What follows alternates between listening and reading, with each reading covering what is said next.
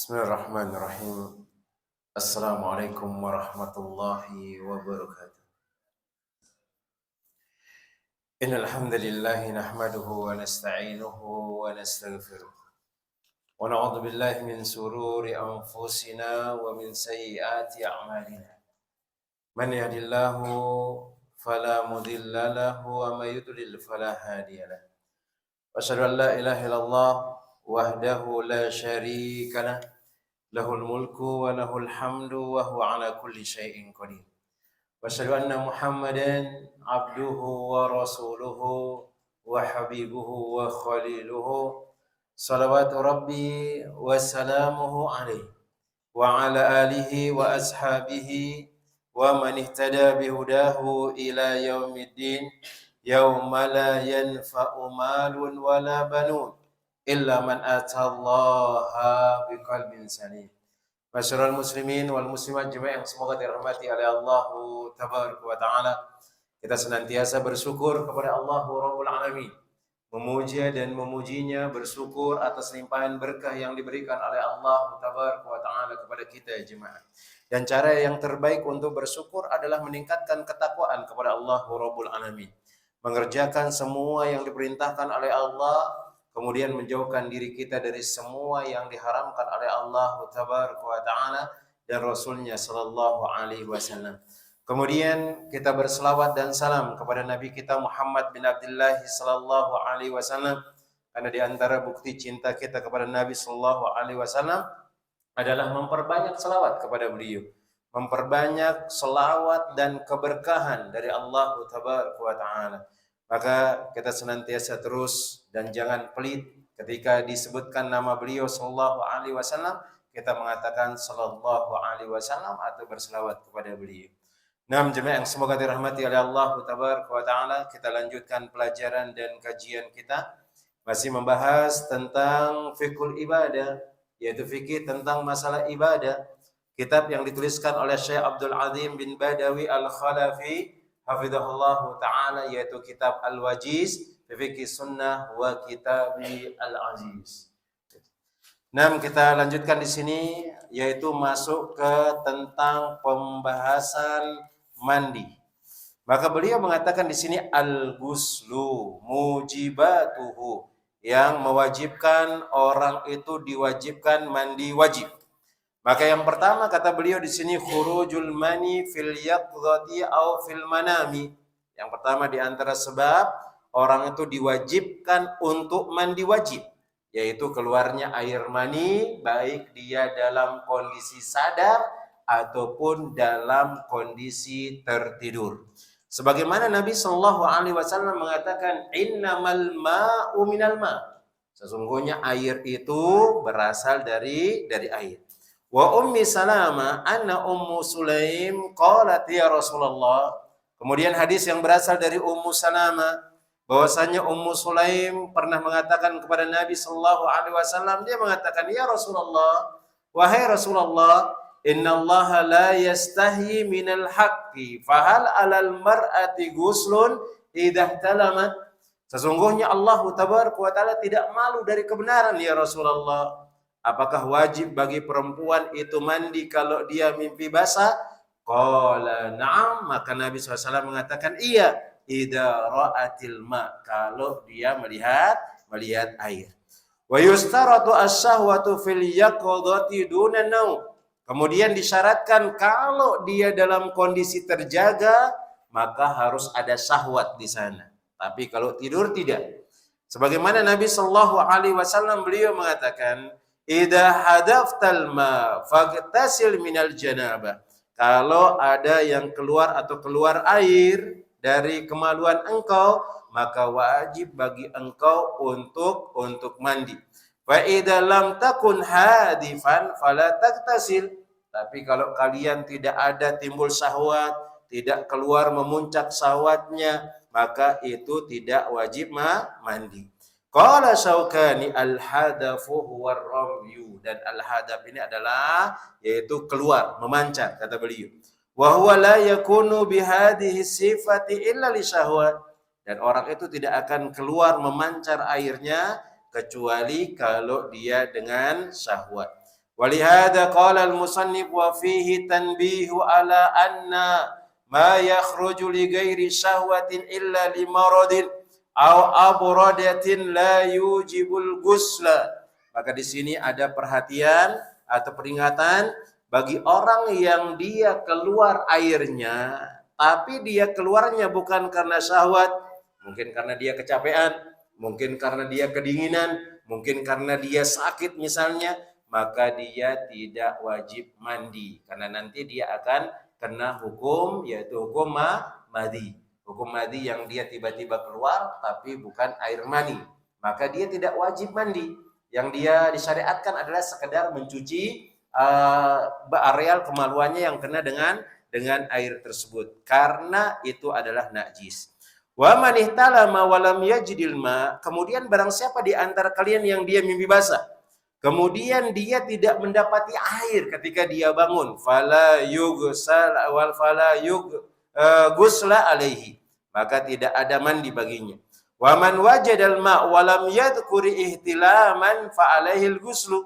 Tapi kalau ada orang yang tidur, tiba-tiba dia bangun ada air, walaupun dia tidak mimpi basah, tapi ada air yang keluar, maka dia wajib mandi. Ini perbedaan antara orang yang dia lagi sadar sama yang tidur. Maka kalau sadar tuh harus disyaratkan ada syahwat. Karena syahwat itu yang akan mengeluarkan air mani. Adapun dia tiba-tiba keluar cairan misalnya, itu bisa jadi karena dia sakit, bisa jadi karena dingin, atau mungkin bisa jadi karena dia kecapean, sebagaimana terjadi di kalangan para sahabat. Adapun ketika dia tertidur, maka tidak ada syaratnya dia ada syahwat di sana karena memang dia tidak sadar. Kemudian tidak disyaratkan juga harus mimpi basah dia. Ketika dia mendapatkan ada air, maka wajib baginya untuk mandi.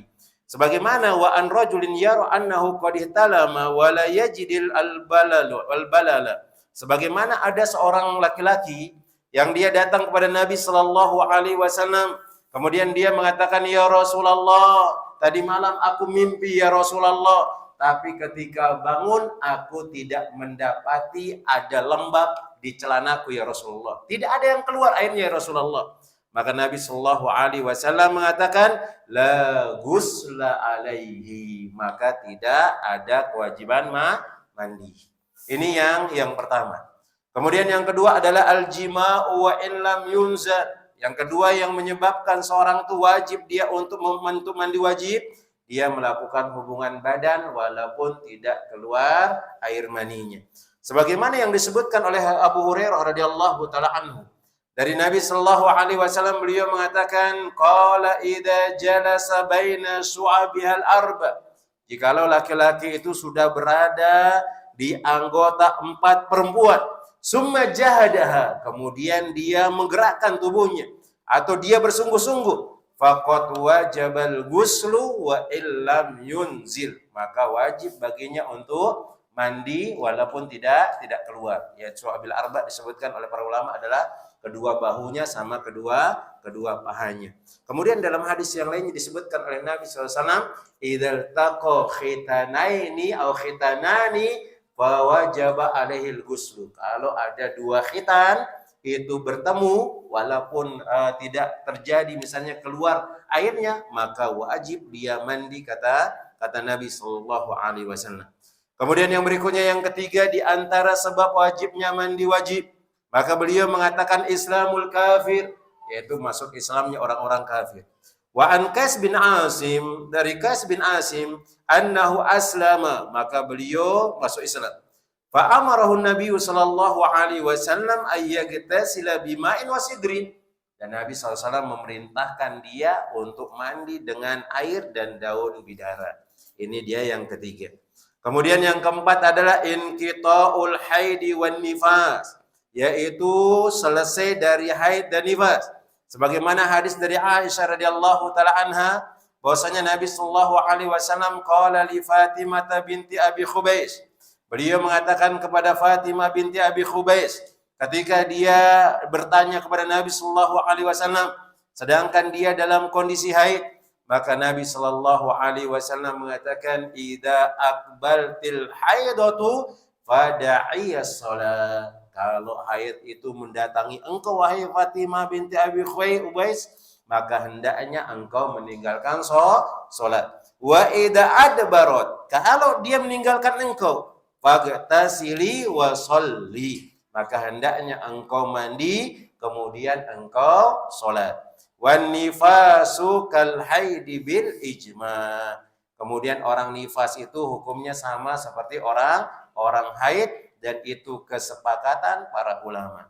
Kemudian yang kelima, yang terakhir, di antara sebab wajibnya seorang itu mandi wajib, yang kelima adalah yaumul jum'ah. Dan di sini ada berbeda para ulama tentang masalah ini, tapi beliau menguatkan karena ada hadis yang sahih dan sore. Beliau mengatakan, wa an Abi Sa'idil Khudri anna Rasulullah sallallahu alaihi wasallam qala, bahwasanya Nabi sallallahu alaihi wasallam bersabda, ghuslul jum'ati wajibun ala kulli muhtalimin.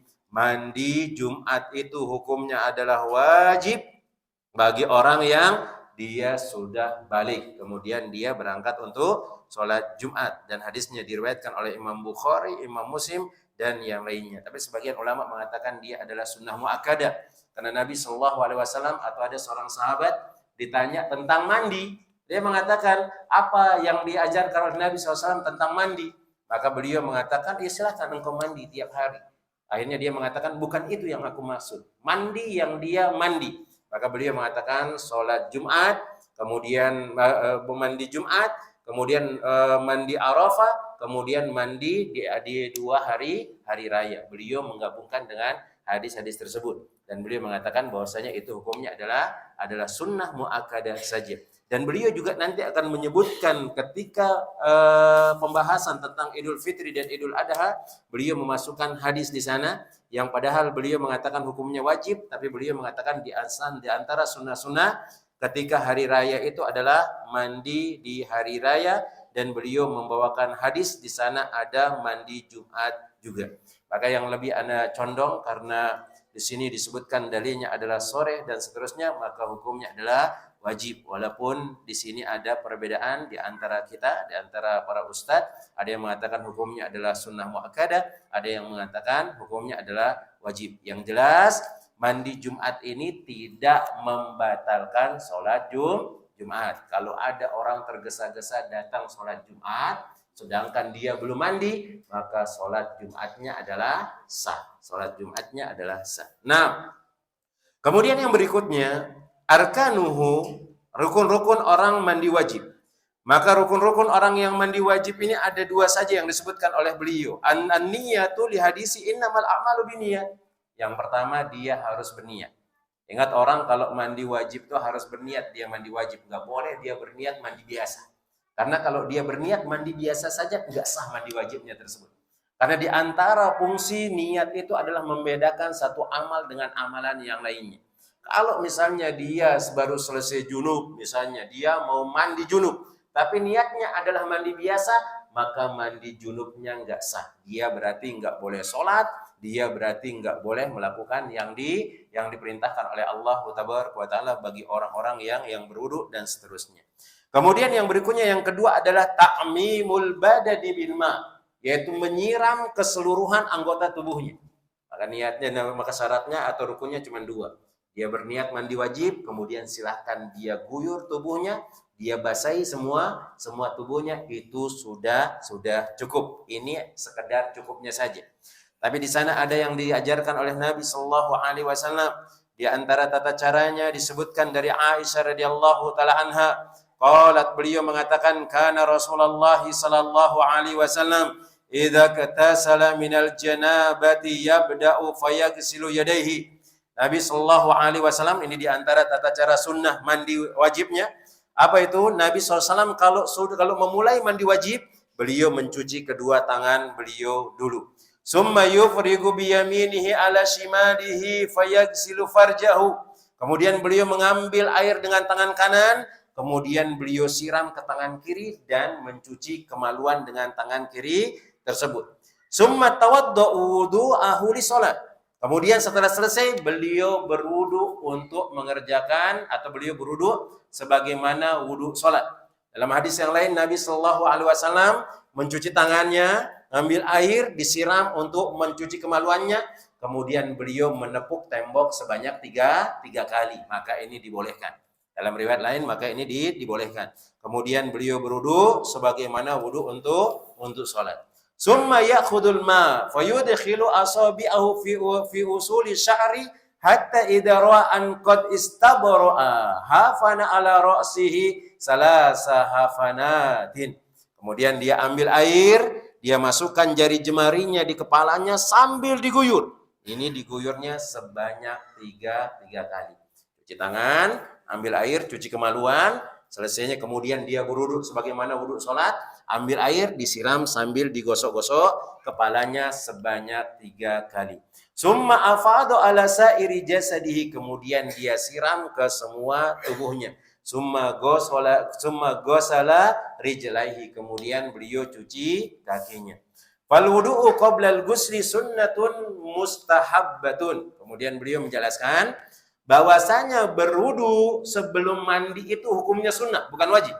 Hukumnya adalah sunnah. Yang tadi beliau cuci tangan, cuci kemaluan, kemudian wudu. Nah, wudu ini kata beliau hukumnya adalah sunnah. Man tawaddu'a faqad asoba. Barang siapa yang dia berwudu sebelum dia mandi junub, maka dia sudah melakukan sunnah.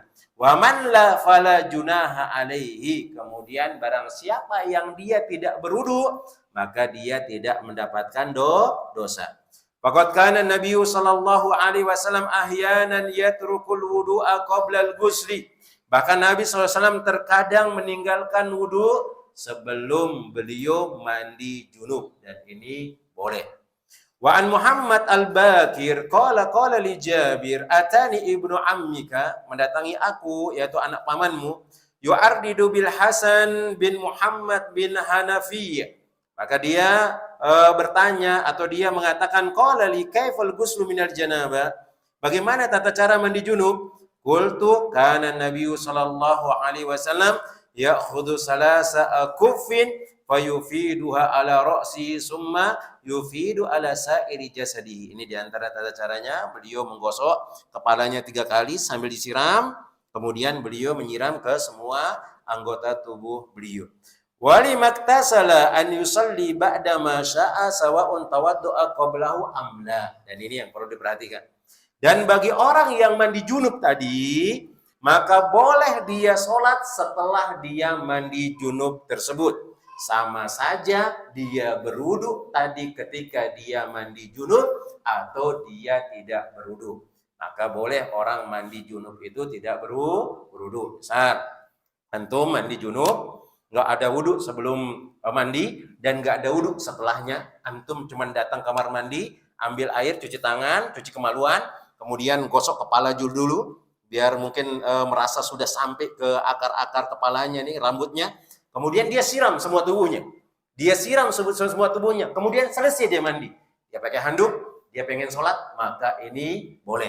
Jadi disebutkan oleh para ulama, mandi junub itu juga sekalian menghilangkan hadas kecil. Hadas kecil. Tapi kalau bukan mandi junub, maka dia tidak menghilangkan hadas kecil. Contoh, antum mandi biasa. Gak ada niatnya mandi junub.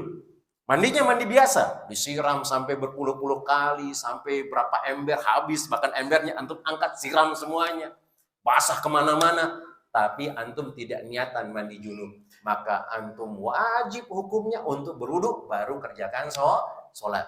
Tapi kalau khusus mandi junub ini, walaupun dia tidak berwudu sebelumnya, walaupun dia tidak berwudu setelahnya, boleh dia mengerjakan sholat berapa rakaat pun yang dia kerjakan. Wala yalzamuhul wudu'u ba'dahu, dan tidak wajib baginya untuk wudu setelahnya. Antum mau wudu silakan, yang enggak mau wudu juga silakan. Cukup mandi junub tersebut. Cuman jangan sampai antum kentut-kentut nanti pas mandi. Lagi proses mandi kentut dia. Akhirnya dia nanti enggak berwudu untuk sholat. Kita katakan antum tetap berwudu sholat. Karena dikhawatirkan dengan kentut tersebut akan membatalkan wudu saja itu, tapi bukan membatalkan mandi wajibnya. Nah, itu yang disebutkan oleh para ulama. Kemudian yang berikutnya, jemaah yang semoga dirahmati oleh Allah Tabaraka wa Ta'ala. Beliau menyebutkan dalilnya adalah sebagaimana Nabi Sallallahu Alaihi Wasallam Disebutkan dari Aisyah radhiyallahu taala anha, kana Rasulullah sallallahu alaihi wasallam la yatawaddau ba'dal ghusli minal janabah. Beliau sallallahu alaihi wasallam tidak berwudu setelah beliau selesai mandi junub. Wala ra'ahu yuhdisu wudu'an ba'dal ghusli, atau disebutkan di atas rawahu ashabu sunan wa lafdhu li Ibnu Majah. Kemudian ini diriwayatkan dari ashabu sunan, kemudian disebutkan dari Ibnu Majah, ya, Sunan Abu Dawud, Tirmidzi, Nasa'i, kemudian yang seterusnya. Kemudian disebutkan dalam hadis yang dibawakan oleh Abu Dawud, karena Rasulullah sallallahu alaihi wasallam yagtasilu wa yusalli rak'ataini salatal goda. Nabi sallallahu alaihi wasallam pernah mandi, kemudian beliau salat 2 rakaat, yaitu salat goda, disebutkan salat subuh. Wala arahu yuhdisu wudu'an ba'dal ghusli. Dan aku tidak melihat beliau berwudu setelah mandi junub. Dan ini yang disebutkan. Ini yang disebutkan. Aisyah tidak melihat Nabi Shallallahu Alaihi Wasallam berwudu setelah beliau mandi. Maka ketika kita mandi junub itu sudah cukup, dan itu yang disebutkan oleh para ulama. Adapun antum kalau kurang mantap kemudian pengen berwudu lagi, silahkan, itu tidak jadi masalah. Yang jelas hanya sekedar mandi junub saja itu sudah cukup. Kemudian faedah yang bisa diambil. La yajibu 'alal mar'ati naqdu sya'riha fi ghusli minal janabah. Dan ini diantara tata cara mandi junub dan mandi haid. Kalau perempuan itu mandi junub, dia tidak disyariatkan untuk membuka ikatan rambutnya. Apalagi kalau ada rambutnya panjang, kadang perempuan itu diikat rambutnya. Maka boleh dia tidak membuka ikatan rambutnya, kata beliau. Kalau perempuan itu mandi junub. Wa yalzamuha dzalika fi ghusli minal haid. Tapi dia diwajibkan untuk membuka rambutnya, ikatan rambutnya, kalau dia mandi dari haidnya. Kenapa? Karena mandi junub itu akan menyusahkan dia kalau buka-buka rambut terus. Dan ini menunjukkan bahwasanya sampoan itu tidak wajib, jemaah. Dan ini harus ditanamkan. Karena banyak di antara perempuan ini kalau dia nggak sampoan, atau laki-laki kalau dia nggak keramas, maka nggak afdol mandinya. Kita katakan, lah, keramas itu bukan syarat sahnya mandi tersebut. Bahkan nggak ada wajibnya di sana. Bahkan yang disyariatkan itu adalah menyiram kepala kalau sudah merasa sampai ke akar-akar rambutnya, sampai ke kerak kepalanya, selesai. Tinggal diguyur semuanya. Tapi kadang ada orang pengen sekalian keramas, silahkan. Itu tidak jadi masalah. Tapi jangan sampai dia mengatakan, oh afdoliyahnya, oh lebih utama, maka tidak ada yang menunjukkan hal tersebut. Kemudian disebutkan tentang masalah mandi haid dan mandi junub ini, disebutkan dari Ummu Salamah radhiyallahu taala anha qalat, beliau mengatakan, qultu, aku mengatakan kepada Nabi sallallahu alaihi wasallam, ya Rasulullah, wahai Rasulullah, inni imra'atun adhullu safri ra'si, sesungguhnya aku ini adalah orang yang sangat lebat sekali rambutnya, wahai Rasulullah.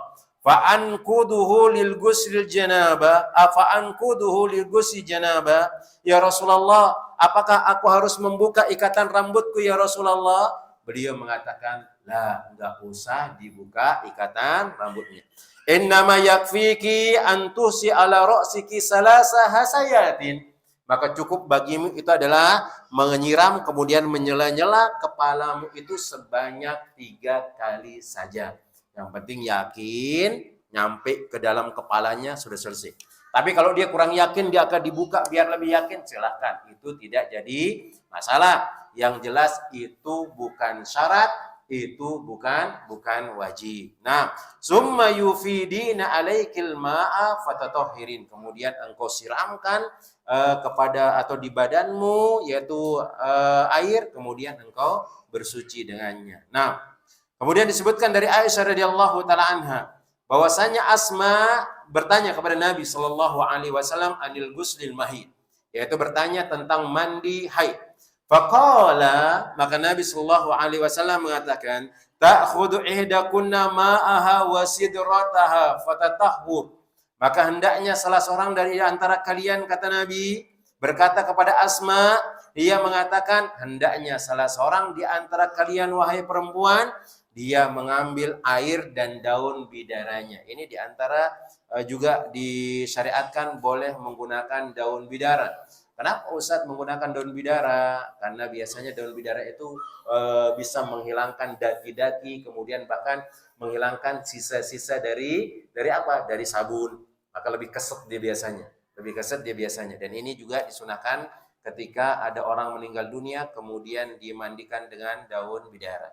Fatuhsinu tuhuro, kemudian dia memperbaiki cara bersucinya. Summa tasubbu ala ra'siha, kemudian dia menyiramkan ke di atas kepalanya. Fatadluquhu dalkan syadidan, kemudian dia gosok kepalanya dengan gosokan yang agak keras. Hatta tablugha su'una ra'sihi, sampai dia benar-benar yakin telah sampai ke akar-akar kepalanya. Summa tasubbu alaihi alma, kemudian dia siramkan air di atasnya. Summa ta'khudhu firsatan tumassakatan fatatahuru biha, kemudian dia ngambil kapas untuk membersihkan atau untuk bersuci di sana. Kemudian dia berkata, ya Rasulullah, bagaimana orang baru selesai haid bersuci dengan kapas ya Rasulullah?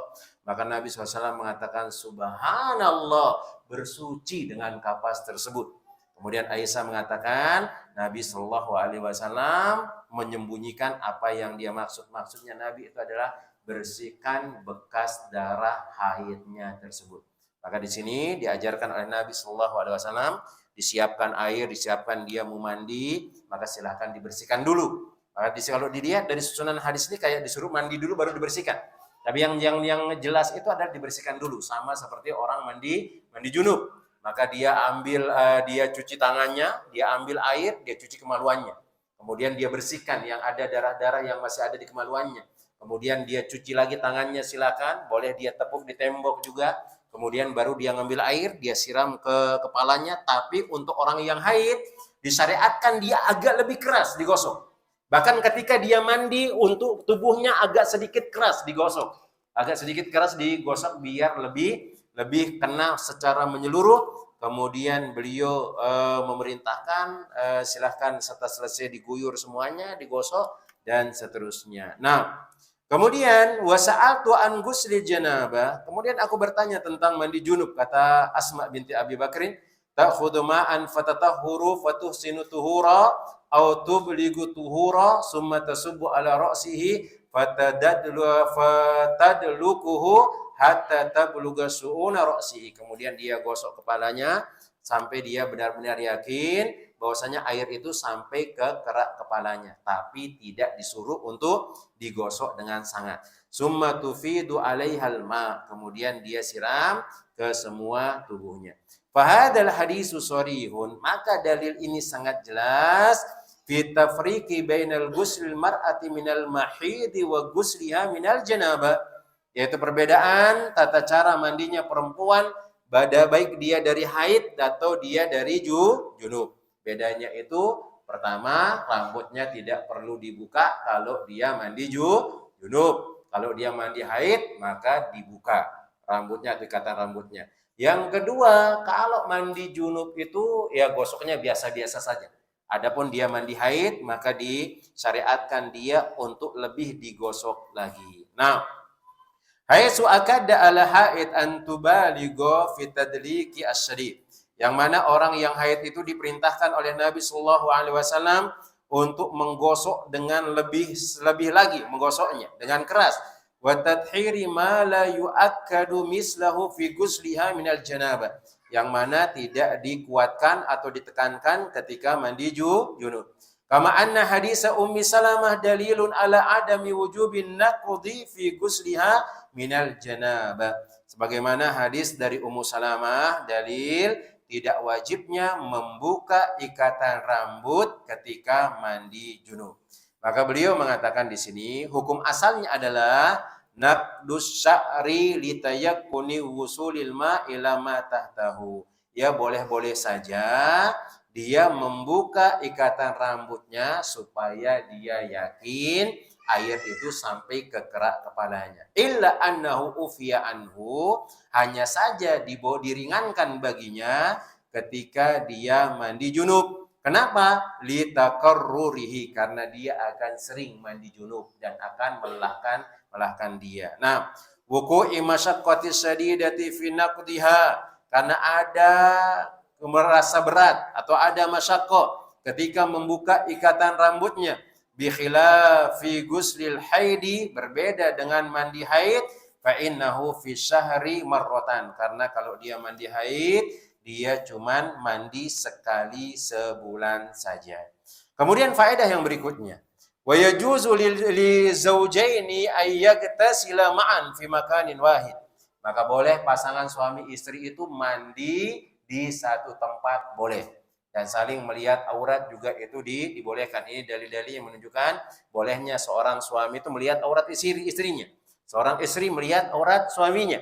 Karena ada di antara imam kita yang melarang hal tersebut. Imam kita, Imam Syafi'i rahimahullah ta'ala. Maka seorang laki-laki itu tidak boleh melihat kemaluan istrinya. Bahkan beliau mengatakan hukumnya adalah haram. Maka ketika dia melakukan hubungan, dia harus pakai sarung. Ketika dia mandi, tidak boleh saling melihat. Dan itu yang disebutkan oleh beliau. Maka kalau antum meyakini bahwasanya itu adalah pendapat imam kita, kemudian antum bersikokoh, oh saya Syafi'iyah, maka nggak boleh antum melihat kemaluan istri antum. Tidak boleh seorang istri melihat kemaluan suaminya. Dan itu yang disebutkan oleh beliau, jemaah.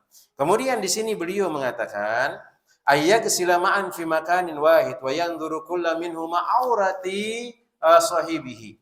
Ya, dia mandi di satu tempat, kemudian dia saling melihat aurat dari sahabatnya atau dari pasangannya. Karena Nabi Shallallahu Alaihi Wasallam pernah mandi bareng di satu tempat sampai Aisyah mengatakan, "Da'ni ya Rasulullah, da'ni ya Rasulullah." Karena Nabi ngambil air cepat-cepat. Akhirnya Aisyah mengatakan, sisakan aku wahai Rasulullah, sisakan aku wahai Rasulullah. Mandi bareng. Maka ini diantara juga cara supaya rumah tangga itu bagus, jemaah, harmonis. Maka setelah antum menyelesaikan apa yang antum inginkan, mandi bareng itu boleh. Mandi bareng, dan biasanya ya saling gosok misalnya. Nah, suami digosok, biasanya yang sering digosok itu suami. Nah, yang sering dimandikan oleh istri itu ada suami. Suami itu kadang-kadang jarang menggosok punggung istrinya dan yang lainnya. Di sini ada cara harmonis. Nabi Shallallahu Alaihi Wasallam mengajarkan kita supaya kita menjadi keluarga yang langgeng dan seterusnya. Kemudian Aisyah radhiyallahu taala anha mengatakan, "Kuntu aktasilu ana wa Rasulullah sallallahu alaihi wasallam mi'na'in wahid wa nahnu junubani." Nah, kami mandi dengan satu bejana dan kami dalam kondisi junub. Ada yang disebutkan larangan dari Nabi sallallahu alaihi wasallam, tidak boleh seorang laki-laki itu mandi dari fadli gusli rojuli atau guslil mar'ati, enggak boleh dia mandi dari air bekas mandinya pasangannya. Ini nggak boleh. Ini nggak boleh. Contohnya adalah kayak seperti antum mandi di bathtub, ada istri antum mandi di sana dulu, kemudian nggak dibuang, antum nyemplung di sana. Ini nggak boleh. Larangan dari Nabi Shallallahu Alaihi Wasallam. Adapun kalau pakai bejana, antum ngambil satu-satu nggak nyemplung di sana, maka dibolehkan. Allahu taala alam bisawab. Kemudian yang berikutnya, maka beliau menyebutkan di sini igtisalul mustahabba. Mandi-mandi yang disunnahkan. Al-igtisalu inda kulli jima. Maka yang disunahkan adalah mandi setiap kali melakukan hubungan, boleh. Misalnya setelah selesai Isya antum melakukan, nanti mau diulang lagi jam 10, maka silakan. Selesai antum mandi, nanti lagi antum mandi dan seterusnya. Dan disebutkan oleh para ulama, ini diantara supaya antum lebih semangat lagi, supaya antum lebih bersih lagi, kemudian dan seterusnya. Nah, ini yang disebutkan oleh para ulama. Kemudian disebutkan dari Abi Rafi, bahwasanya Nabi SAW tawafa ala data lailatin ala nisa'ihi yaghsilu inda hadhihi wa inda hadhihi. Nabi SAW tawaf berkeliling di istri-istri beliau. Ketika istri yang pertama beliau mandi, ketika istri kedua beliau mandi, ketika istri berikutnya beliau mandi. Kemudian ada orang yang mengatakan, Abu Rafi mengatakan, ya Rasulullah, wahai Rasulullah, Allah atau ala taj'al wahidan. Kenapa engkau enggak jadikan sekali aja ya Rasulullah? Di sini sudah pindah kedua, pindah ketiga, nanti sudah selesai baru mandi ya Rasulullah. Maka beliau mengatakan, hada azka wa atyabu wa atharu. Ini lebih suci, ini lebih bersih, dan ini lebih menenangkan jemaah. Nah, kalau antum supaya lebih seterusnya lebih langgeng dan seterusnya, maka silahkan. Kemudian yang berikutnya adalah mandi bagi wanita yang istihadah. Setiap kali dia hendak sholat, maka dia disunahkan untuk mandi terus. Boleh. Ada orang wanita yang kena istihadhah dia. Berminggu-minggu keluar darah istihadhahnya. Dan darah istihadhah ini tidak menghalangi dia dari sholat. Tidak menghalangi dia dari sholat. Yang menghalangi dia dari sholat adalah darah haid dan darah nifas. Adapun kalau darah istihadhah, maka silahkan dia jaga, jangan sampai nanti tercecer di tempat sholatnya atau kena pakaiannya. Silahkan dia menggunakan pempes atau apa yang bisa digunakan. Kemudian setiap kali sholat boleh dia mandi, disunahkan saja. Tapi kalau setiap kali dia sholat, diwajibkan dia bersihkan dulu, kemudian dia wudhu, kemudian sholat. Ketika waktu sholat dia keluar darah tersebut, maka itu tidak membatalkan. Karena tidak ada kesengajaan. Sama seperti orang yang beser, jemaah. Hukumnya sama seperti orang yang beser. Ketika dia sholat, kemudian keluar terus air kencingnya, maka itu tidak membatalkan wudhu dan sholatnya. Ketika dia mengerjakan sholat tersebut. Tapi kalau sudah selesai, maka wudhunya dianggap batal. Dia selesai, makanya dia sholat wajib, sholat sunnah, selesai. Sudah, dia melakukan sholat wajib lagi nanti yang lainnya, dia wajib hukumnya wudhu. Maka ini tidak jadi masalah. Maka sebelum dia mau sholat, dia bersihkan bekas kencingnya, kemudian dia menggunakan pempes misalnya, kemudian ketika sholat keluar itu tidak jadi masalah. Begitu juga dengan orang yang sakit di rumah sakit dan seterusnya. Karena dia nggak bisa menahan misalnya keluar terus kotorannya, maka tetap dia mengerjakan sholat. Dan ini dalil bahwasanya sholat itu wajib bagaimanapun kondisi kita. Yang nggak wajib itu kalau antum sudah mati, maka nggak ada kewajiban antum untuk mengerjakan sholat. Adapun ketika antum sakit, ketika antum kondisi ini dan ini, maka tetap diwajibkan. Bahkan kalau nggak bisa wudhu, maka di sana ada tayamum. Nggak bisa antum mewudukan diri antum sendiri, boleh nyuruh orang untuk wudukan kita. Tapi jangan pakai anduk ngelap-ngelap, karena dikhawatirkan nanti dia akan masuk ke air istiqma. Air istiqma, dan disebutkan oleh Imam Syafi'i itu hukumnya tidak boleh. Bahkan membatalkan wudhu. Karena antum akan masukkan di anduk, itu akan delap. Kena terus. Kan seolah-olah antum kumur-kumur, dilepas lagi, antum kumurin lagi. Maka ini menunjukkan bahwasanya dia menggunakan air istiqma yang sudah dia gunakan untuk berwudhu, maka wudhunya tidak sah. Bagaimana caranya? Sudah antum ambil, kemudian antum usap pakai tangan antum. Yang penting jangan menggunakan anduk. Atau mungkin anduknya beda-beda. Nah, jangan sampai dikhawatirkan nanti dia kayak seperti menggunakan air istiqmal. Dan ini adalah dalil bahwasanya wajib melakukan sholat bagaimanapun kondisinya. Kemudian disebutkan di sini kalau dia darah istihadhah, kalau dia istihadhah atau mungkin dia penyakit beser, khusus untuk perempuan, maka boleh dia menjamak mandinya sekali saja untuk mengerjakan 2 sholat. Bagaimana caranya? Dia kalau mau sholat zuhur dan asar, nanti sholat zuhurnya itu di akhir-akhir mau habis waktu zuhur. Mungkin sekitar 10 menit atau mungkin tinggal 5 menit. Dia selesai mandi, dia berwudu, kemudian dia sholat zuhur, nunggu sebentar, ikut langsung sholat asar. Ini dibolehkan oleh beliau. Begitu juga dengan maghrib dan isya. Adapun kalau subuh maka dia mandi atau dia berwudu saja dan seterusnya. Nah, kemudian yang berikutnya adalah igtisalu ba'dal igma. Maka disunahkan juga mandi setelah pingsan. Ada orang pingsan maka disunahkan mandi, dan ini yang dilakukan kepada Nabi Shallallahu Alaihi Wasallam. Beliau pingsan, kemudian beliau bangkit, bangun dari pingsannya, kemudian bertanya, apakah manusia sudah sholat? Mereka mengatakan, hum yantadirunaka ya Rasulullah. Mereka menunggu engkau wahai Rasulullah SAW. Kemudian beliau disiram ke tubuhnya, kemudian disiram ke imamahnya, kemudian beliau pingsan lagi. Kemudian yang berikutnya adalah igtisalu min dafnil musyrik. Disunahkan mandi setelah selesai menguburkan orang musyrik. Maka menguburkan orang musyrik itu boleh. Antum datang ke tempat penguburan boleh, jemaah. Silakan. Antum boleh, tapi jangan sampai ikut rangkaian-rangkaian acaranya. Ini dibolehkan. Menghadiri datang takziah ke orang yang dia bukan agama Islam itu boleh. Karena kita harapkan nanti mereka ngelihat, oh ternyata agama Islam seperti ini. Bukan agama Islam yang membenci dan mencaci maki dan seterusnya. Kita berharap. Bahkan Nabi Shallallahu Alaihi Wasallam mendatangi ada orang Yahudi yang anaknya lagi sakit. Dikunjungi oleh Nabi Shallallahu Alaihi Wasallam. Akhirnya apa yang terjadi? Bapaknya mengatakan kepada anaknya, ya bunayya ati Aba Qasim. Wahai anakku, ikuti Aba Qasim. Apa yang diajarkan oleh Aba Qasim? Dia ajak dia syahadat. Anaknya bersyahadat masuk agama Islam, kemudian meninggal, bapaknya masih dalam kondisi Yahudi. Ini boleh. Bahkan antum datang ke pemakaman untuk bantuin ada keluarga antum misalnya, orang di luar dari agama Islam menguburkan, maka silakan. Antum boleh ikut. Cuman jangan ikuti acara-acara. Jangan salam juga ke sana, jemaah. Masuk kuburan biasa-biasa saja.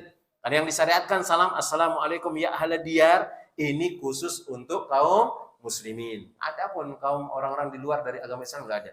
Karena kita dilarang mendoakan keselamatan kepada mereka dan itu yang diajarkan oleh Nabi Shallallahu Alaihi Wasallam. Sebagaimana Nabi Shallallahu Alaihi Wasallam memerintahkan kepada Ali bin Abi Thalib bahwasanya dia mengatakan inna Abu Thalib mata. Wahai Rasulullah, inna Abu Thalib mata. Abu Thalib mati, bapakku mati wahai Rasulullah. Paman engkau mati wahai Rasulullah. Maka Nabi SAW mengatakan idhab fawarihi. Pergilah engkau, kemudian kuburkan dia. Kemudian setelah selesai, Nabi SAW mengatakan igtasil, mandilah kata beliau. Kemudian yang berikutnya adalah mandi di 2 hari raya dan hari Arafah. Ini yang Anda sebutkan. Beliau membawakan dalil di bawahnya, antum bisa lihat. Ketika ditanya, ada seorang laki-laki bertanya kepada Ali tentang mandi. Maka Ali mengatakan, mandilah setiap hari. Qala, la, bukan mandi itu yang aku tanya. Tapi yang aku tanya adalah mandi yang memang diajarkan oleh Nabi SAW. Beliau mengatakan mandi Jumat, mandi Arafah, mandi hari raya Idul Adha, dan hari raya Idul Fitri. Beliau mengatakan mandi sunnah di sini. Tapi Anda menenangkan, lebih tenang itu adalah hukumnya wajib. Karena beliau menyebutkan dari dalil yang di depan, hukum mandi Jumat itu adalah wajib. Sedangkan di sini wawunya ini adalah wawu ma'iyah, yaitu menggabungkan satu hukum dengan hukum yang lainnya. Ala kulli halin. Kemudian di antara mandi yang disunnahkan juga adalah mandi untuk ihram dan haji. Sebagaimana hadis dari Zaid bin Sabit, bahwasanya dia melihat Nabi SAW tajarroda li ihlalihi waqtasala. Beliau membuka baju beliau, kemudian beliau mandi untuk ihram dan seterusnya. Kemudian yang ke-8 adalah mandi ketika masuk ke Makkah. Ini disunahkan. Bahwasanya dari Ibnu Umar radhiyallahu taala anhuma annahu kana la yaqudumu Makkah illa bata bidzituwa. Beliau tidak masuk ke Mekah kecuali beliau menginap di Dzituwa. Hatta yusbiha wa yaktasila, sampai waktu subuh. Kemudian setelah selesai subuh beliau mandi, summa yadkhula Makkah naharon. Kemudian beliau masuk ke Mekah pada waktu siang. Yadhkuru anin Nabi sallallahu alaihi wasallam annahu fa'alahu. Maka dia menyebutkan Nabi SAW mengerjakan hal tersebut. Nah, wallahu taala alam bisawab. Ini yang dapat Anda sampaikan. Insyaallah nanti kita akan masuk ke bab tentang masalah tayamum. Nah, mungkin ini yang dapat Anda sampaikan, sisanya kita gunakan untuk tanya jawab. Tafadhal, mungkin ada pertanyaan. Nah, tafadhal. Yang berkaitan dengan tema atau mungkin ada ya.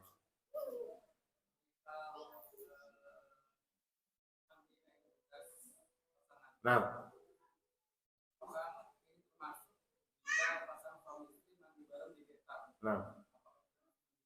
Enam jemaah. Ini ada pertanyaan bagus. Apakah ini termasuk adalah yang dilarang oleh Nabi SAW? Nah, Rasulullah SAW anfadlil mar'a atau anfadlil rajul, yakni orang mandi dari sisa laki-laki atau dari sisa perempuan. Dia mandi bareng di beta. Dia mandi bareng di beta, berendam dia di sana jemaah. Apakah termasuk? Kita katakan iya. Itu adalah termasuk. Itu ada yang termasuk. Terus gimana caranya Ustaz? Ya udah antum saling siram saja di luar. Nggak perlu berendam. Atau mungkin antum berendam dulu, silakan saling gosok-gosok dulu di sana, tapi belum niatan untuk mandi junubnya nanti. Saling gosok-gosok, walaupun dia dari masuk ke kamar mandi sudah niatan mandi junub, silakan boleh. Dia niatan mandi junub, dia masuk, kemudian apa? Dia berendam dulu, saling gosok-gosok, baru nanti selesai, baru dia mulai apa? Mencuci tangannya, mencuci kemaluannya, kemudian dia menggosok kepalanya, kemudian menyiram. Maka ini boleh. Silakan. Yang penting jangan dicukupkan dengan mandi bareng di bathtub tersebut. Karena itu dikatakan mandi dengan sisa atau bekas dari mandi pasangan kita. Itu juga dilarang. Allah Ta'ala bisawab. Mungkin azan dulu. Nah, dari kaum muslimat, dari ibu Abdul. Waalaikumsalam warahmatullahi wabarakatuh.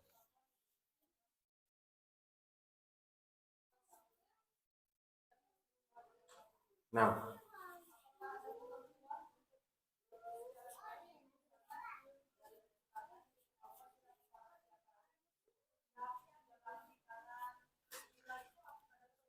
Nah, jemaah, di sini bagus ada pertanyaan karena nggak disebutkan di kitab ini. Kan disebutkan tadi rukun mandi itu ada dua. Pertama sunnah, pertama harus berniat. Yang kedua adalah menyiram ke semua tubuhnya. Apakah ada tata cara khusus yang diajarkan oleh Nabi SAW? Ada. Itu dari Maimunah disebutkan, kemudian dari Aisyah radhiyallahu taala anha, beliau mandi junub itu seperti ini yang dilakukan. Enggak disebutkan dalilnya di sini jemaah. Karena di sini secara umum saja. Caranya adalah disebutkan oleh Nabi Shallallahu Alaihi Wasallam. Yang pertama adalah dia cuci tangan, kemudian ngambil air, kemudian menyiram ke kemaluannya. Setelah itu yang kita sebutkan tadi ada yang dari Maimunah dia menepukkan ke tangannya ke dinding sebanyak 3 kali. Yang lainnya enggak. Kemudian setelah selesai beliau berwuduk seperti wuduk sholat. Beliau berwuduk seperti wuduk sholat. Dalam dalil yang lainnya beliau tidak mencuci kakinya. Tapi berwudu sebagaimana wudu sholat, mencuci, mengusap kepala, telinga, selesai. Tapi kakinya nggak dicuci. Kemudian setelah itu ngambil air dan menyiram ke kepalanya 3 kali sambil menggosok-gosokkan. Kemudian dalam hadis tersebut juga disebutkan Nabi Shallallahu Alaihi Wasallam sebelum menyiram ke semua tubuhnya, beliau menyiram ke bagian sebelah kanan saja 3 kali. Diambil air disiram 3 kali, 1, 2, 3. Kemudian diambil air lagi, disiram ke sebelah kiri, 1, 2, 3. Baru disiram ke semua tubuhnya.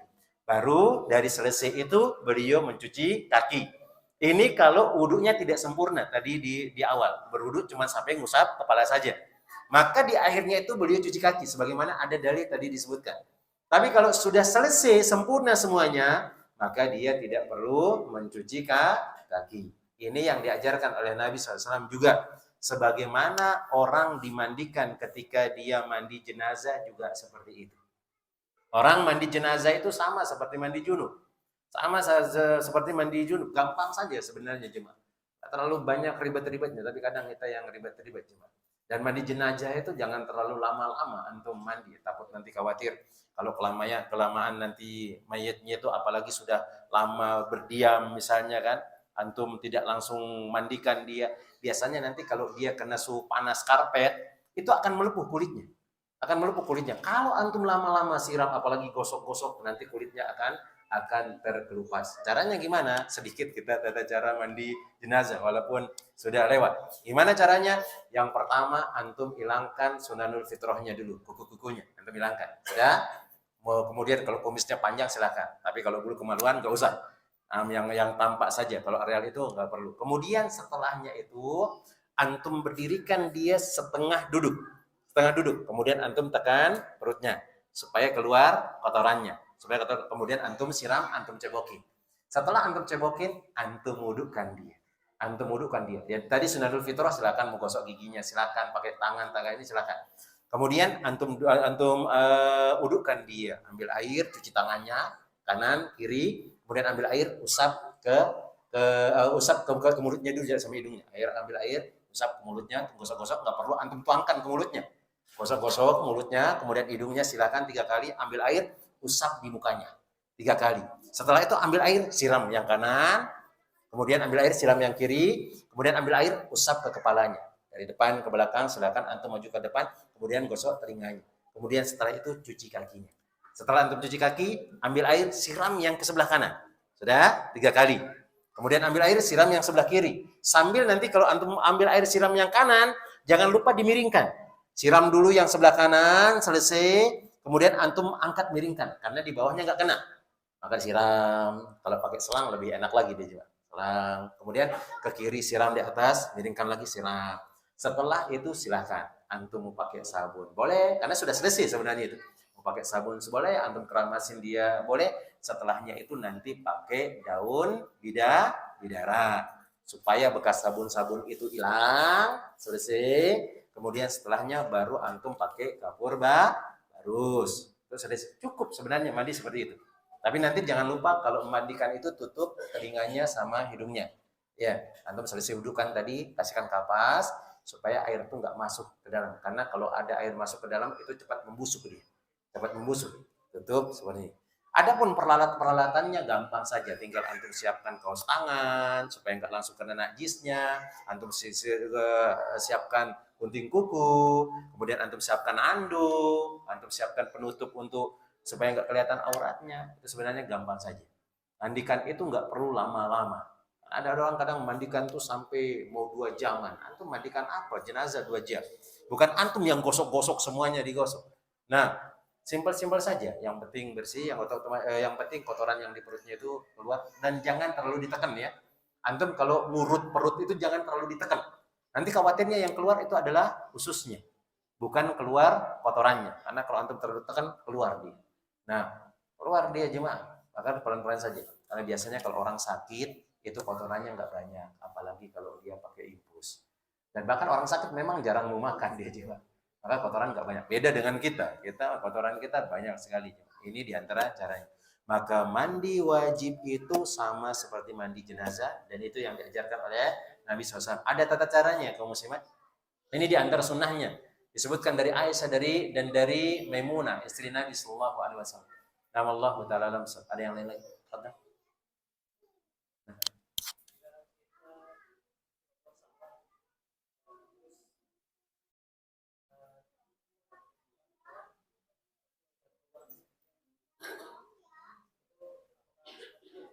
Kalau dia disebutkan tadi hadaf, dia itu memancar rasanya, keluar, maka nah. Karena dikhawatirkan ternyata baru naik pesawat keluar cairan itu hanya sekedar apa? Sekedar madi di. Antum belum, baru duduk sama pasangan antum tiba-tiba keluar seperti itu. Maka ini dikatakan bukan air mani. Dan juga kita katakan air mani itu sama air madi itu beda baunya, terutama baunya yang paling jelas sekali. Maka kalau dia air mani itu sebagaimana yang kita udah ketahui, baunya kayak seperti bau mayang. Mayang itu kalau lagi musim jagung, lagi berbunga-bunga itu kemana-mana, kayak seperti itu baunya. Atau seperti adonan tepung. Atau ada orang mengatakan seperti daun pandan. Ternyata antum colet, antum cium, silakan, nggak jadi masalah. Jijik Ustaz, lah ini masalah suci nggak suci. Bisa nanti pegang, kok kayak seperti ini dia, antum cium. Oh nggak ada bau seperti itu. Bisa jadi itu adalah madi saja. Maka tidak wajib mandi antum. Tidak wajib mandi, sekedar tinggal dibersihkan saja.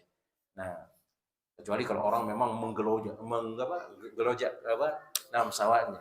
Sudah timbul tinggi sekali sawat, dilihat istrinya kemudian keluar. Nah, kalau memang seperti itu lama, maka otomatis pasti dia adalah air mani, bukan air madi. Air madi itu baru tiba-tiba saja gitu. Naik pesawatnya, nggak tahu karena apa misalnya, kemudian keluar carian sedikit. Tapi antum masih kuat. Nah, itu berarti dia adalah air madi. Allah Taala nafsu. Ya, mandi cuma.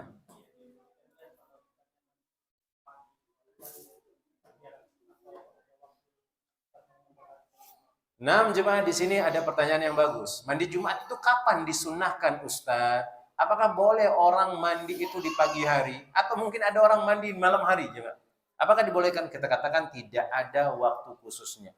Yang disebutkan oleh Nabi adalah mandi pada hari Jumat dan sesuai niat antum. Ustaz, boleh nggak kita mandi? Nah, malam ini Ustaz. Ini kan malam Jumat, Ustaz. Udah masuk hari Jumat? Udah masuk hari Jumat? Sudah. Kita mandi sekarang, Ustaz. Kita mandi sekarang, Ustaz. Biar besok nggak perlu mandi lagi. Boleh. Boleh, silakan, nggak jadi masalah. Tapi yang lebih utama itu dekat-dekat Jumatan. Kenapa? Karena lebih bersih.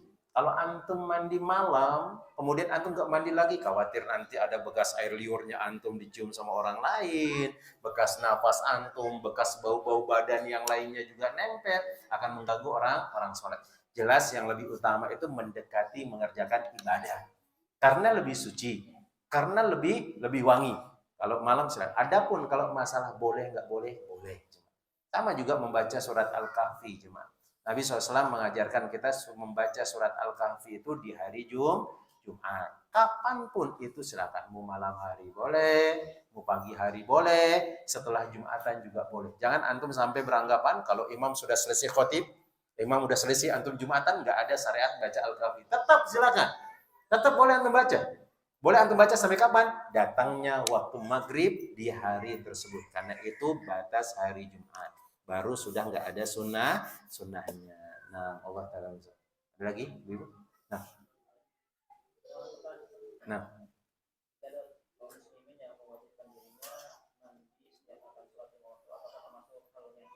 Nah, kita jawab. Nah, itu adalah hal yang dulu ada orang mewajibkan dirinya untuk mandi ketika dia sholat. Maka hal yang dulu, bahkan dikhawatirkan nanti akan jatuh dia ke dalam perbuatan, memang itu ada perbuatan yang diharamkan juga. Bahkan kalau antum memaksa diri dengan hal tersebut, kata Nabi Shallallahu Alaihi Wasallam, faqad golama. Antum akan nyesel dan enggak akan pernah bisa mengerjakan lagi. Karena ya jiwa manusia seperti itu. Kalau dia memberatkan dirinya, paling antum akan kerjakan. Anggaplah beberapa bulan. Tiap hari mandi, akan berat. Dan ini gulu, nggak boleh. La taglu fi dinikum, kata Nabi SAW. Jangan kalian berlebihan dalam agama kalian. Nggak boleh. Dan disebutkan oleh Imam Nawawi, di antara kesalahan yang dilakukan oleh kaum muslimin adalah berlebih-lebihan dalam agamanya. Tapi bukan melakukan perbuatan yang tidak ada syariatnya ya. Maksudnya itu dia mengerjakan sesuai syariat Nabi, tapi dia paksa dirinya. Kemudian yang kedua, yang meremehkan. Kata Imam Nawawi itu pertengahan saja. Karena kalau antum memaksakan diri sampai mewajibkan misalnya karena nggak ada dalil yang mewajibkan, jelas antum akan jatuh ke dalam gulu, bahkan nanti dikhawatirkan antum membuat syariat. Kita membuat syariat. Karena Nabi SAW tidak ada yang mensyariatkan wajib mandi setelah wajib mandi sebelum dia mengerjakan sholat, nggak ada. Berarti kita membuat syariat. Dikhawatirkan nanti kita kufur dengan hal tersebut. Dan nggak boleh juga meremehkan. Nama Allah Ta'ala. Lanjut. Ada lagi? Nah.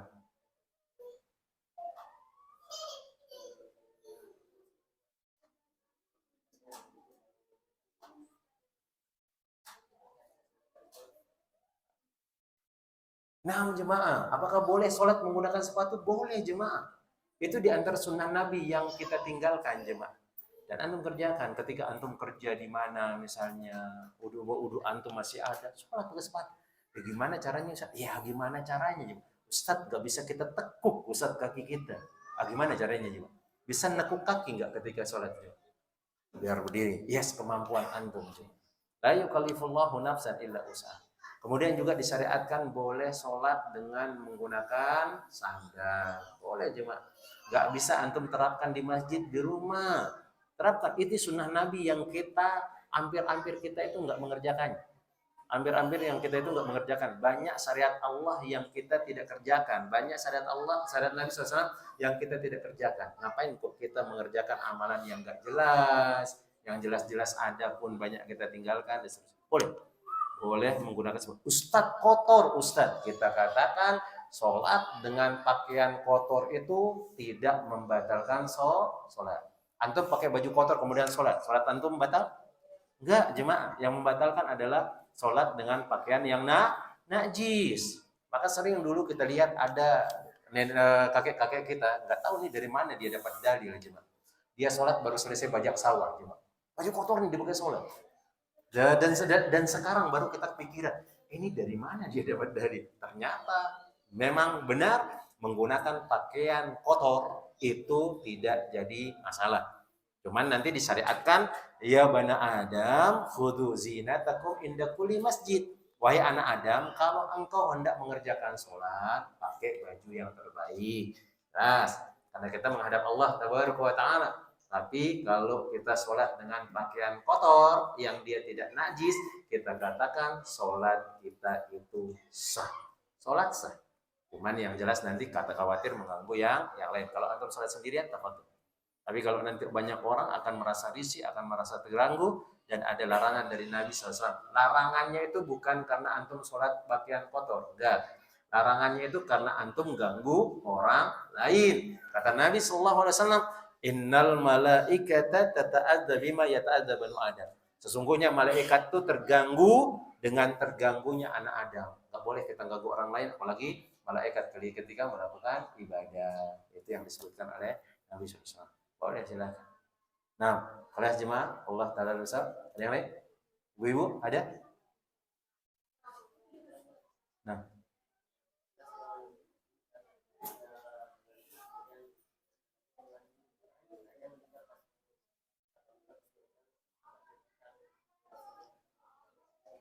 Apakah diwajibkan tuh? Hakikah.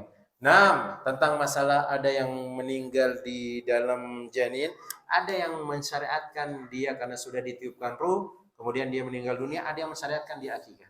Tapi yang sahih jemaah, yang diakikahi itu adalah yang lahir, bukan karena dia keguguran. Yang diakikah itu kalau dia sudah keluar, kemudian dia walaupun 1 hari kemudian meninggal, itu yang ada dalilnya kuat. Kata Nabi Shallallahu Alaihi Wasallam, kullu mauludin marhunun ala akikotihi. Sesungguhnya anak yang lahir itu dia tergadaikan dengan akikohnya. Ini kalau dia lahir. Adapun kalau dia keguguran maka tidak. Cuman ada di antara ulama kita yang mengatakan hal tersebut. Ada yang mengatakan hal tersebut. Tapi yang lebih dekat, wallahu taala alam bisawab, maka kalau dia lahir. Dan itu pun ada sebagian ulama yang berbeda pendapat. Kalau dia baru 1 hari, nggak nyampe 7 hari, maka tidak ada syariat akikah. Tapi kalau dia sudah 7 hari, kemudian dia menikah, tetap ada syariat akikahnya. Karena beliau mengatakan yang di akikah itu adalah disunahkan, ada 6 sunnah bagi anak yang baru lahir di hari yang ke-7. Kata Nabi SAW, mana dia? Diakikahkan, disunat, dicukur rambutnya, ditimbang, dikasihkan nama, kemudian ada ditahnik dia, tapi tahniknya itu di awal-awal dia lahir. Kemudian berikutnya dikasihkan lubang telinganya kalau dia perempuan. Ini dia. Ala kulli hadin, maka yang sahih itu walaupun ada perbedaan para ulama adalah ketika dia sudah lahir. Adapun sebelum lahir maka tidak ada kewajiban. Allahu ta'ala. So, mungkin ini yang dapat Anda sampaikan. Semoga bermanfaat bagi Anda pribadi, kemudian bagi para jemaah. Semoga Allah Tabaraka wa Ta'ala memudahkan semua urusan kita jemaah. Kemudian terus memberikan kita kesempatan beribadah kepada Allah Tabaraka wa Ta'ala sampai kita meninggal dunia dan memasukkan kita ke dalam surganya. Amin ya rabbal alamin. Kita cukupkan dengan doa kafaratul majlis. Subhanakallahumma wa bihamdika asyhadu an la ilaha illa anta astaghfiruka wa atubu ilaik. Assalamualaikum warahmatullahi wabarakatuh.